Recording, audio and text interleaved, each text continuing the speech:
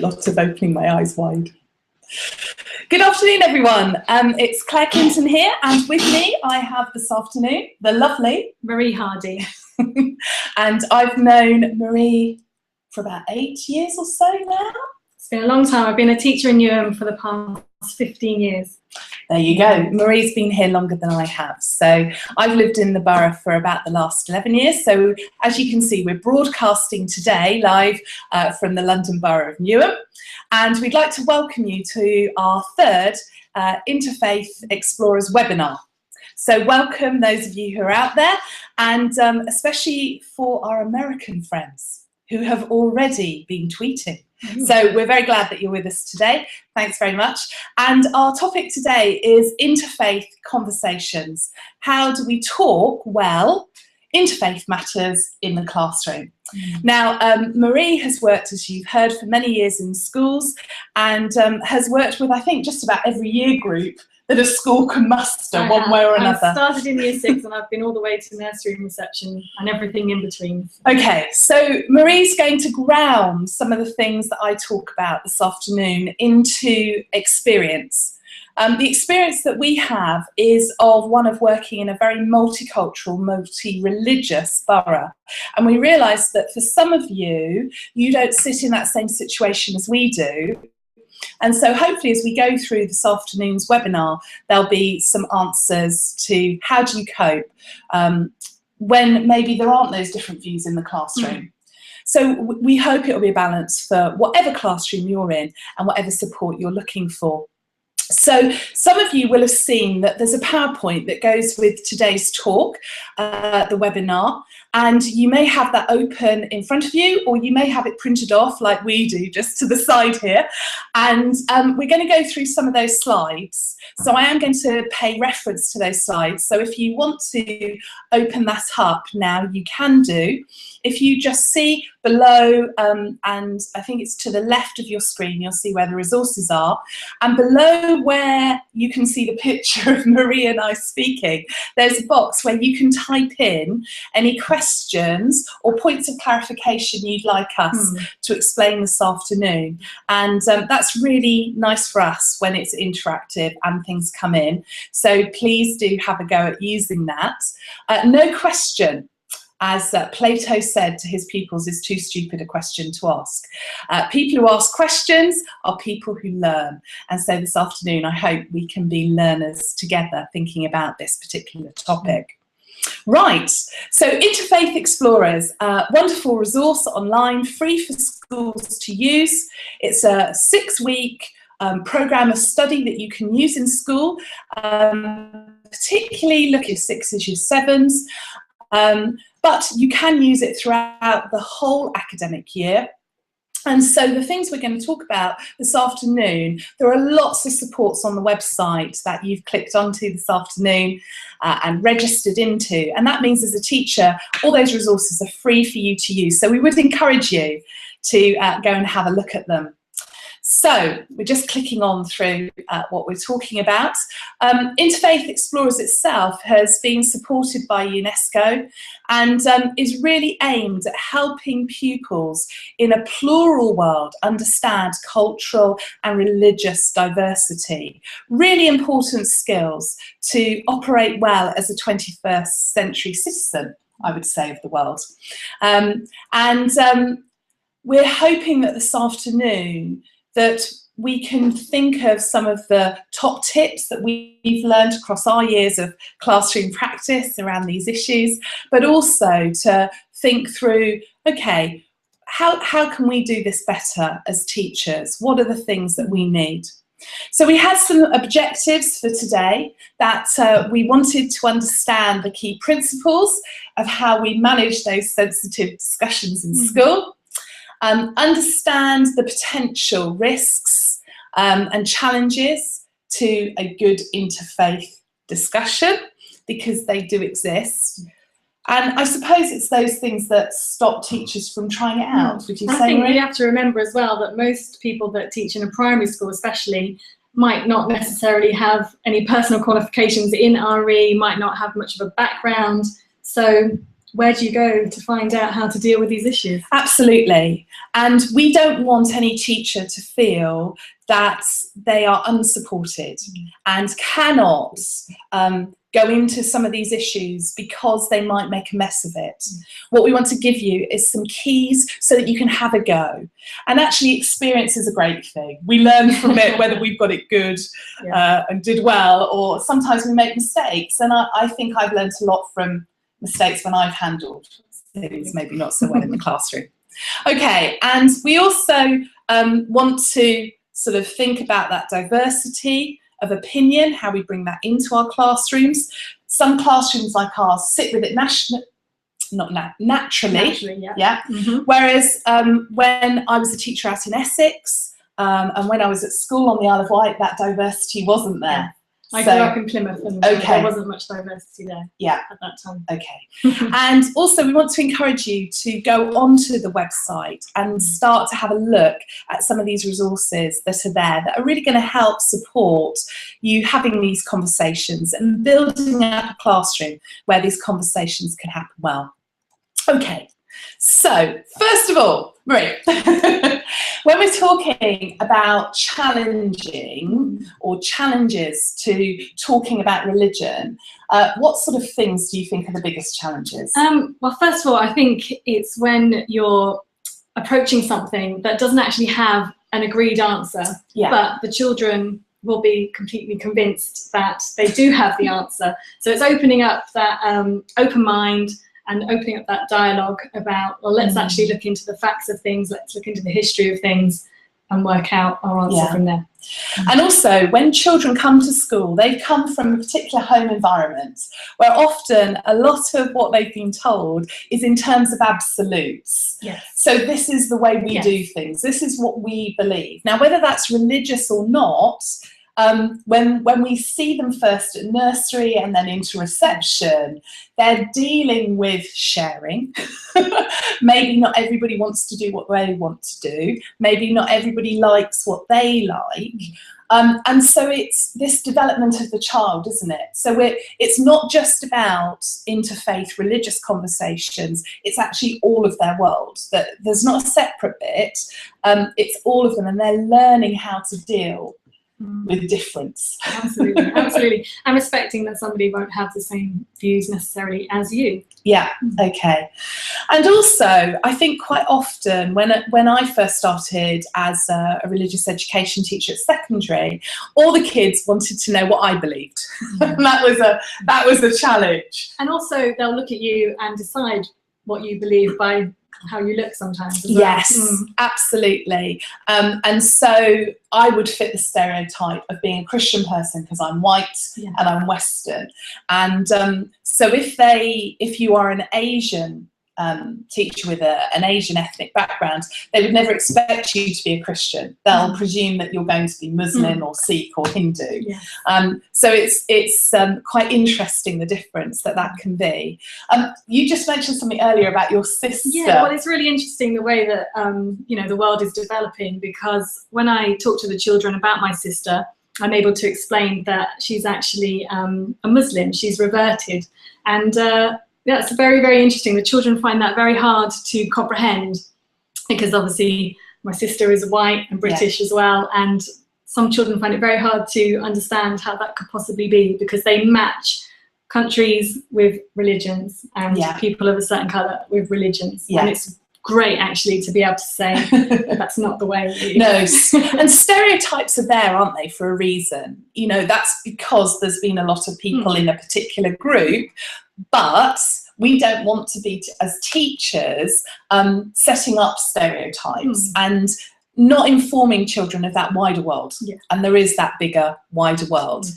And I think sometimes children, a lot of teachers that I speak to, find it a bit off-putting to start having these discussions, because children might make an offensive comment or a comment which hasn't really shown an open approach, as you spoke of earlier.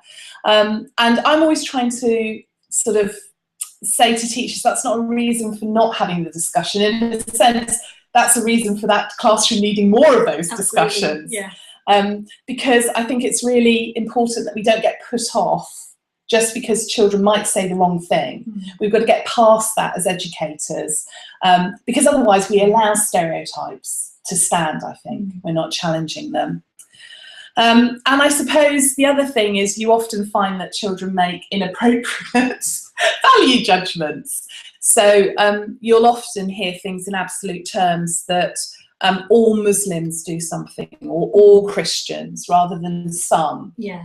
And so that's a challenge in itself. Actually understanding that there's as much diversity within one religion as there is amongst all the religions as well. Yeah, no, that's very, very true.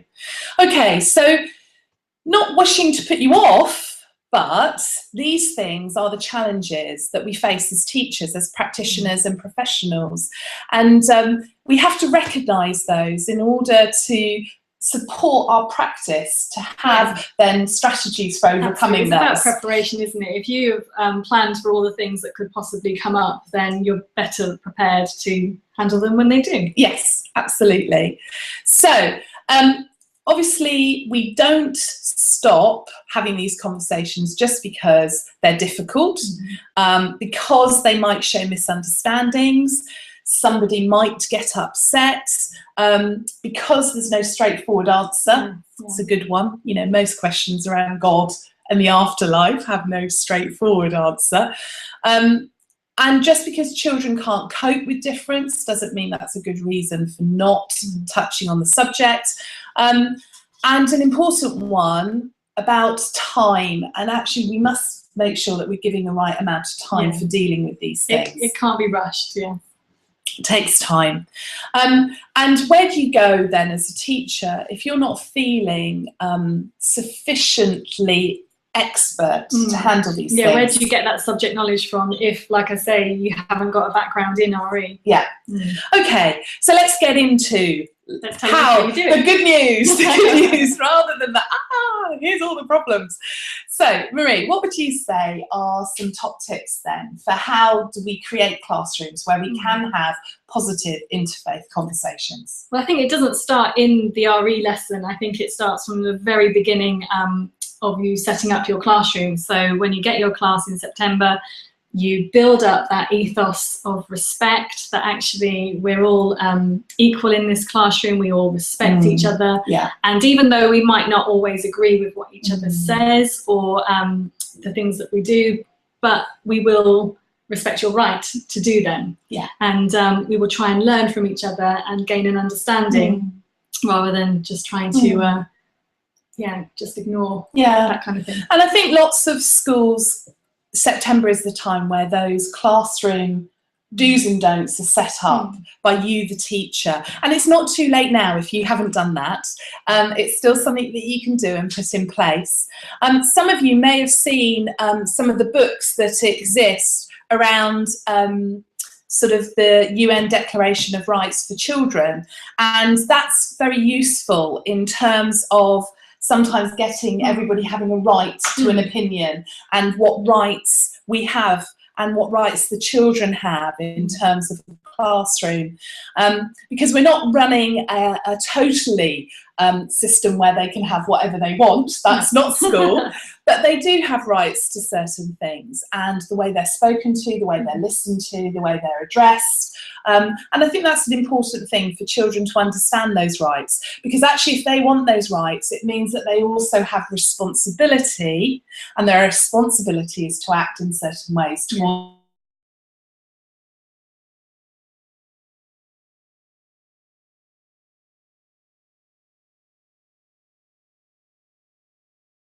others. And I will have some values. Often there's a strap line that goes with schools. I won't ask Marie what hers is. She'll be thinking now.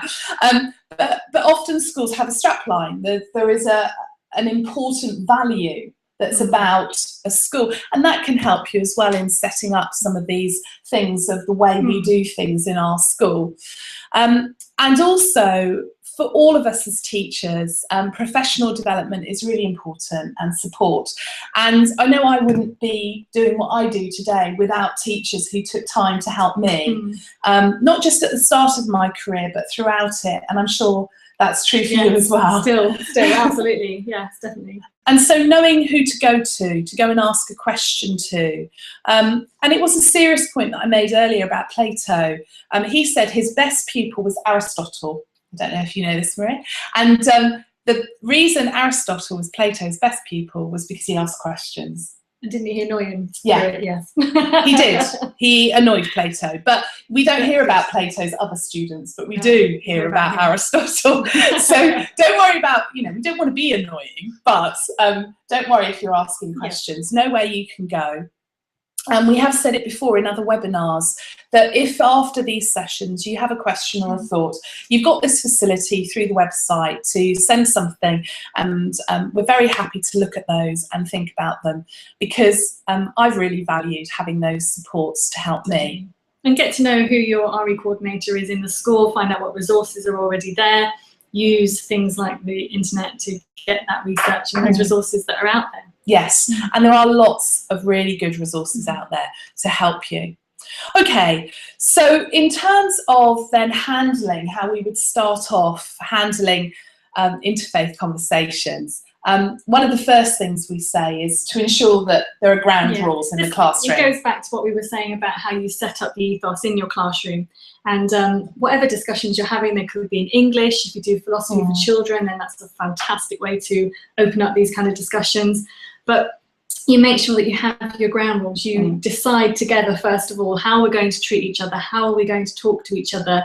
And we're going to set up some rules about really good listening. And there's a great quote about don't listen with the intent to reply, but listen with the intent to understand. And I think that's really important, that we get our children not to just be on the edge of their seats ready to say what they want to say next, but actually paying attention to the person who's talking and trying to understand what it is that they are saying. Gosh, that would make such a difference to so many conversations as a life skill, wouldn't it? That'd be great. Yes, but I think that's really, really important, isn't it? Yeah, and I think what you've said about questions as well has to be in the ground rules, that there are no bad or silly questions. We're trying to gain an understanding of each other. We're trying to find out more about the world and the way it works and why certain things happen. So let's have these discussions and let's talk through it. And then maybe have something in your ground rules that says, if someone feels uncomfortable or if someone's been offended, this is how we will fix it. Perhaps. This is what to do. So they know what to do and how it can be sorted. So as we've said, how do pupils ask a question? How do you want them to ask a question? And every classroom, that will be slightly different, though often in schools there's a shared way of doing that. And we often talk about the key in RE is to get pupils to be able to disagree agreeably. If Marie and I can both explain different views, but not have to put each other down or, say a bad word, storm off. You are wrong. I wouldn't put it like that. I would say I disagree with what you've said, because actually this is what I think. Or I hear what you're saying, but I would say this. And it's about disagreeing with the actual thing that you're talking about, not with the person. So you're not falling out. It's not personal. You just have different points of view. And along with that, what will happen is that pupils will start using evidence and examples to challenge maybe something that someone else has said. And that's a really good skill, because that makes the person who said something rethink, right, why have I said that? And actually, is that a good enough reason? And just because it's always been like that doesn't mean that that's the way it should be. We have plenty of things in history that have changed after thousands of years of being in existence, whether we're looking at slavery, who gets a vote, just because of that's the culture been the way. Doesn't necessarily mean that's a good reason. And so setting up those very basic things, it's not about RE, you're right, it's about the whole way your classroom functions. Whether we're talking in English about a book and doing some speculation there, whether we're looking in history and looking at evidence, all of these things are the same. And isn't that just a great way to say that the skills that you're using in RE can be transferred across the curriculum as well? So what a good reason to do RE this way. Absolutely. So some tips for you as the teacher: you want to make sure that you're affirming people as they are giving into discussions, don't you? Yeah, you don't want anyone in your class to feel like they shouldn't have given an answer, or they wish they'd been quiet. You have to say, you know, that's a really interesting thing to say, and I'm sure there's lots of people out there that would say the same, but I wonder if they've thought about this aspect, and perhaps we can talk about that now. Yeah. So you're taking what they've said on board, but offering that cognitive challenge. Yes, which is important. And I think allowing for a range of answers, and being able to say as a teacher, there are a whole range of answers. And remembering that when children are first starting doing this, maybe in reception or year one, they're not used to that range of answers, you know, and that's can be quite shocking. And if you're implementing this sort of approach further up in the school, year 5, year 6, again, children will struggle with that initially. But an educational psychologist told me one time that in order for a child to accept a new behaviour or a new way of doing something, you have to repeat what you want for 2 weeks. Okay. So that might be 20 times a day, but actually there's a point within 2 weeks when a child then will accept the new order of things. So for instance, if we say to a child, this is how we want them to ask a question, we might be having to actually a few weeks to keep reinforcing that. Yes. And actually it's not good for us as teachers to give up on that until we've gone through that, because then they will change. It's the same for a child's sleeping pattern, all sorts of things, eating pattern. It takes a couple of weeks before that changes. Yeah. And you have to keep modelling it and keep insisting on this is the way that we do it. Yeah, great. It is important that we try and correct wrong factual information. Yeah. And I think that's again where sometimes teachers can feel worried, because there's a thing of, do I know the right information? Yeah. So if something comes up in the classroom where somebody's saying one thing, somebody else is saying another, and you don't know the answer, what would you do as a teacher? Well, I mean, we said before that you need to try and be as prepared as possible, but there will always be things that come up and you don't have the answer there and then. So I don't think there's anything wrong with saying, do you know, that's a fantastic thing to talk about. That's a fantastic situation.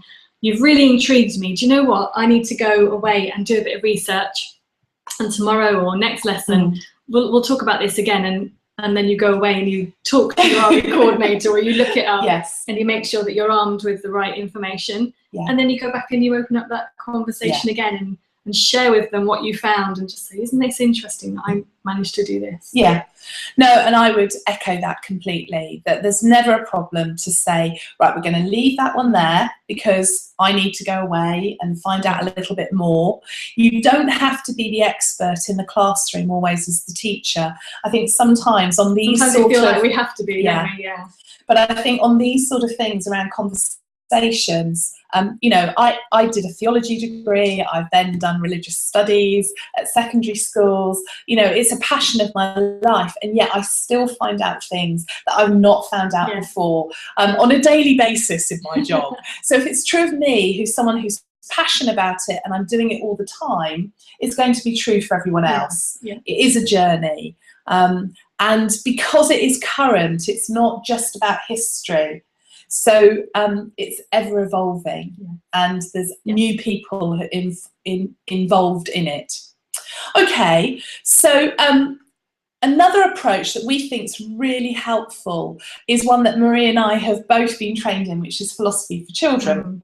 And if you've not heard of that, you can look that up, Google it, and find out. And there's training courses for that around the country, as well as in other countries, that really, I feel, as a teacher, equips you with the ability to handle conversations. Yeah. And we're both passionate about it. So that's where the idea of asking a child to say, I disagree with what you have said, rather than with the actual person, comes from the really deeply listening and encouraging them to come up with their own questions, because then that, you know, leads you to where they actually want to go, the knowledge that they want to have. And it's really good for making sure that people go deeper into their answer. So you ask them to explain their answer and then to say, well, is that always true? What about in this situation? And it just allows time. Sort of gentle really challenge, isn't it? That makes children think a bit deeper. And so one of the things that I suppose the skills we've learned from that is throwing questions back to the child themselves, to ask for clarification. So what sort of things would you do there? Well, I think first of all, I'd start off by repeating what they said, maybe using a little bit more of my own words. So I think what you're trying to say is, and then you know, paraphrasing what they said, and then asking them, so what about, and then ask them about a different situation. Is that always true? Is that what all of those people believe? Is that, you know, what happens every single time? And as you ask those questions, they get a chance to think a bit more deeply and think, actually, not all the time. Am I quite so certain about the assertion, what I've just given? And it's really good to keep pupils pondering. You don't want them to feel at the end of the discussion that's almost a closed box, we've finished on that, but rather that they can go on and thinking about it. And Marie actually has really helpfully modelled with us how to correct without being ruthless, because what we don't want to do, you may find a child that says something terrible, and it may be something that comes from a home background, and actually they've never thought it through, and so they're just being a mouthpiece for someone else in a sense at that stage. And we need to deal with them with dignity, though obviously we don't want those things to be accepted within the classroom that they might be saying. And that can be tricky at times, can't it? It can, because there was the situation I was telling you about before during 2001. Tell us a little bit more of that. You know, the 9/11 bombings had happened, not bombings, 9/11 had happened. And one of the children in my class came in the next day and we were talking about it, and they said, well, my mum says they deserved it. So, of course, at that point, you have to address that issue, and you don't want to say to a child that, you know, they're wrong or what they've said is bad or what their family have told them is bad. But you then ask those questions about, well, who were the people involved, and then bring it home a little bit as well. Well, actually, you know, my husband works in a place like that, and bring it to real people, and then we were able to open up his mind a little bit more about what he was actually saying. And I've had another situation as well where we were talking about World War II and the concentration camps, and I was listing, you know, the people that were put into concentration camps, and everyone was shaking their head, oh, that's terrible, that's terrible. And then I said, and homosexuals were put into concentration camps as well. And one of my children started nodding and went, oh yeah, that's all right. But then caught himself and thought, and we managed to have a conversation then about, do you actually mean that? Do you really mean that? And when we broke it down, we realised that, you know, no, we're talking about human beings, we're talking about lives. Everyone is precious, no matter what their background and their belief. You know, everyone is special. So do we believe it's okay to treat a certain group of people in a certain way? Well, actually, no, we don't. So and for them to consider that through themselves. Just going on to the next slide, and we've mentioned this already, that you can't expect a child to change overnight, their opinions, their way of speaking, but over time that can happen. And something that I was saying to Maria earlier, that I sort of was at a seminar in July, and that was talking about anti-Semitism, and was talking about that when we touch on these issues, if we don't give enough time to the issues, often what we do is we reinforce prejudice, because we haven't actually asked those deeper questions. We haven't had time for challenge or consideration or reflection. Therefore, all we do is we build up the impression that they have. So it's not all about the teacher delivery and you giving over the facts and then discussion is over. It's about making sure that you allow that good quantity of time for those children to talk together, to process it, because there's a lot to take in, and until the children have had a chance to think it through, then it won't have gone in. No, that's right. And so just to bring it back, Explorers, on the website, some of you may have discovered, I didn't know how many videos there were on their little films, but I found out today there are 400. I knew there were a lot. I haven't watched all of them, but I've watched quite a few. And if you've not discovered those yet, then go to the pupil page once you've signed in as a teacher, and then you'll see there's like a patchwork quilt that comes up with lots of different words on it in alphabetical order, and you can click on those and see all the resources that are there to support pupils doing this research for themselves, so that they can go and listen to Muslim people and Christian people and Jewish people, children as well as adults, talking about their faith as little starters. Some of them are 20 seconds, some of them are a couple of minutes. They're short. They're not trying to give you everything on a topic, but they're trying to show there are different views within religion on some of these things. So maybe that would be a really useful way of then saying, okay, well, we've heard 3 people here. What do we think? And you can model that sort of agreeing or disagreeing agreeably in your classroom. There's also a lovely film on the website as one of the taster activities, and again, Maria and I were talking about this earlier, called the lemon activity. And if you've not done this one, what it is. In one particular school, a teacher brought in a big bowl of lemons and asked the children in her group to all take one and have a look at it and get to know that lemon, and even name that lemon. And then they put them back together in the bowl, and they had to see if they could find their lemon again. I've done it with grapes, I've done it with toffees, I've done it with all sorts of things. And what it's showing children in a very practical, hands-on learning is that we may all look the same. Lemons may all look the same, grapes may all look the same, toffees may all look the same, but actually each one is slightly different. When you look closely. When you look closely.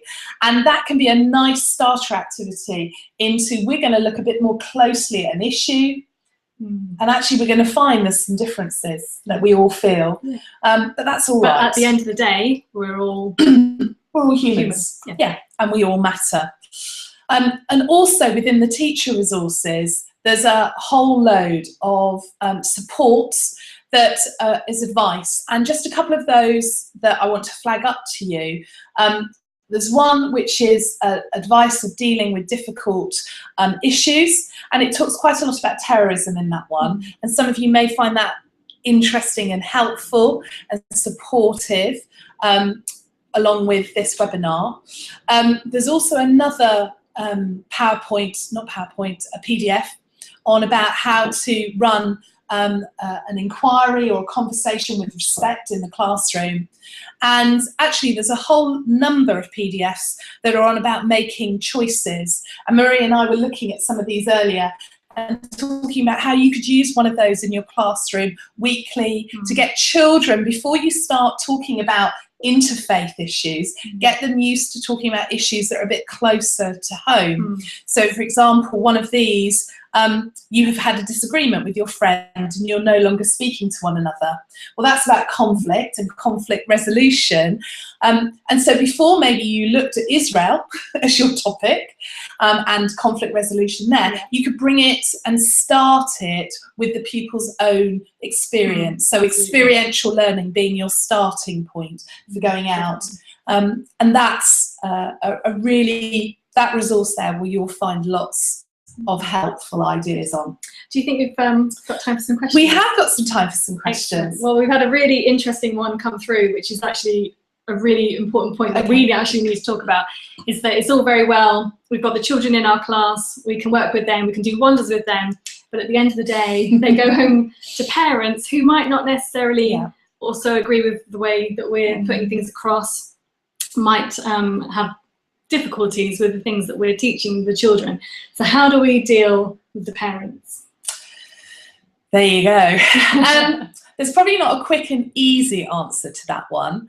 I think as a school, if you go back to our last webinar and look at how we build up community cohesion, how we build up a sense of community, then I think you would find some really useful tips, because we talked quite a lot in there about dealing with parents and good practice. And we also did that around Ramadan, our first webinar.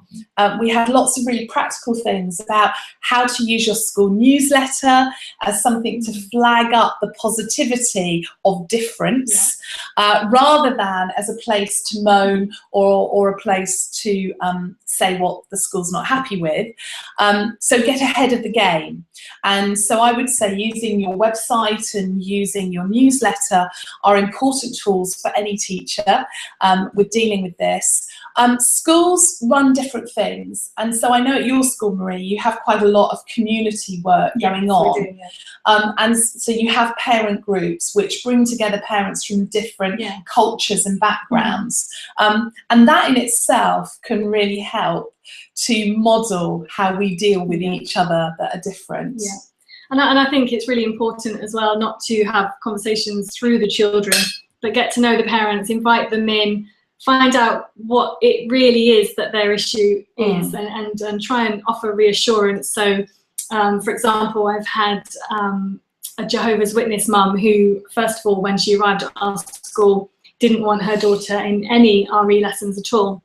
But it was because when I sat down and spoke to her, they'd just come over from Poland, and apparently there it's very instructional rather than educational. Yes. So I sat down with her with the plans, showed her what the child would be learning, and when she realised that it was educational rather than instructional, she allowed the child to be in the lesson. But I've had other conversations with parents about going to visit places of worship, and I've listened to their point of view, and sometimes I haven't been successful in managing to get them to change their point of view, and actually that's something I've just had to accept, but I continually work on every year. And I would say that as well, that I've had, I'm not going to say what some parents have said to me about different religions on air. It wouldn't build anybody up, but I have been quite shocked with sometimes what parents have said quite disheartening to me. Can't it? Yeah. And as you begin to look and unpack that with them, some, like obviously the lady you're talking about from Poland, are open to think around things, and some parents just aren't. And where parents aren't, I suppose the strategy I've used is to see what friend have I got of my side of things within the school community that would be somebody that they listen to. And so sometimes there can be TAs or HLTAs, there can be people who look after the children at lunchtime, there can be faith leaders, all sorts of people who actually would say, no, that's terrible, I'm shocked, no, that's not right, you shouldn't think like that. And a voice from within a community often can communicate openness better than someone who's seen outside of it. So that would be one of the tips I would say, is look around you and see who actually does agree with you but belongs to maybe a similar community or could get alongside. Sometimes it is just ignorance, and education is about challenging that. And that doesn't mean it's all sweetness and niceness. Challenge can be hard at times, but I do think it's important that as educationalists we challenge, and where there are ignorant views, they are challenged. But obviously you want to try and get on the good side of parents. You don't want to put yourself on the back foot, because it's important that they trust us. In a sense, they're sending their child, so they're making a trust decision. Do you know what, that actually goes back to what we were saying before about how you build up the ethos of your classroom.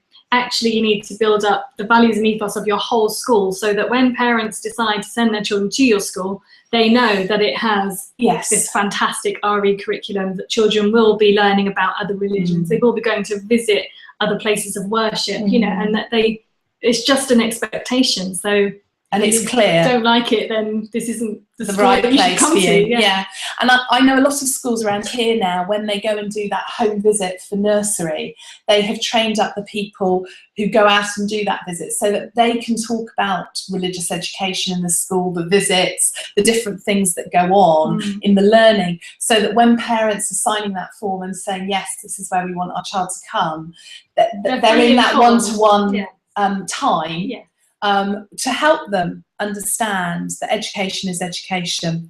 Okay, we've got another question as well. We had another question, because obviously we were saying that in Newham we're really lucky because we have children from a multiple of different religions. But what about if you've got a class that's full of everybody is the same, even though we've just said that everyone isn't the same, but if everyone is the same religion, or there's one or two?